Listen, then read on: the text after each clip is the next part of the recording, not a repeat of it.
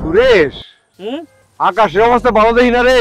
আর কিছু না, বর্ষার মধ্যে কত ধান কাটছি।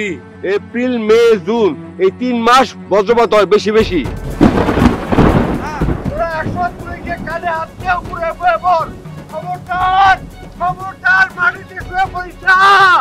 আমাদের এখন একটাই সমস্যা, বজ্রপাত থেকে কেমনে বাঁচব। বজ্রপাতকালীন উঁচু গাছ, বৈদ্যুতিক খুঁটি, মোবাইল টাওয়ার, এমনকি যে কোনো ধাতব খুঁটি থেকে দূরে থাকতে হবে।